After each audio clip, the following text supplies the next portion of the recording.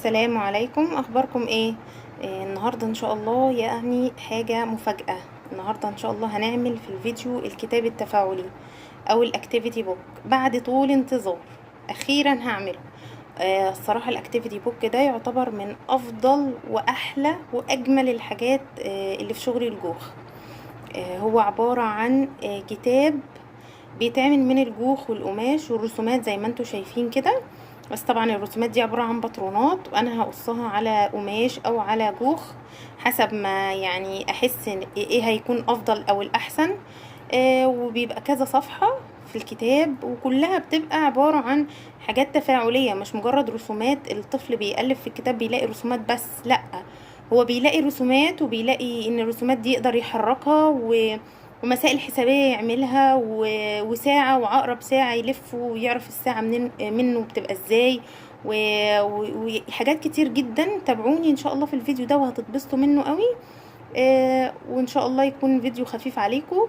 هو للاسف هيكون فيديو طويل جدا، بس انا مش هنزله لكم على مره واحده طبعا عشان الناس اللي شغاله باقه.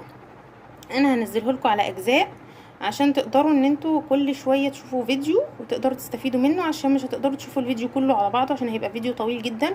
وزي العاده انا مش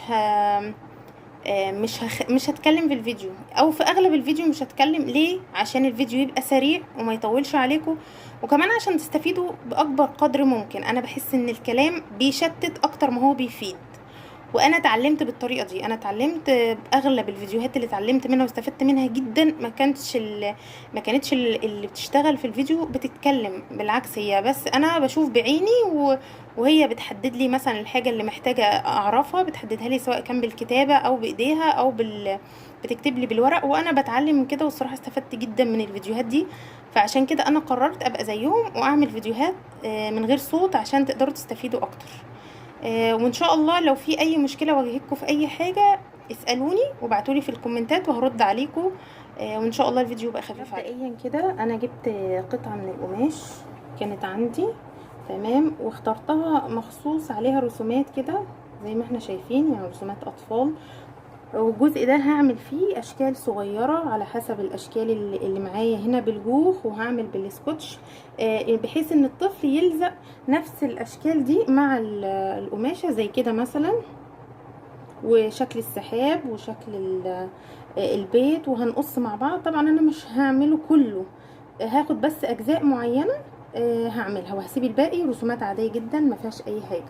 دي اول حاجه. تاني حاجه دي باترونات، دي صفح الكتاب اللي انا هعملها، صفحات الكتاب اللي انا هعملها. طبعا انا عامله كذا مشروع او كذا نشاط الطفل ممكن يشتغل عليه زي ما احنا شايفين كده.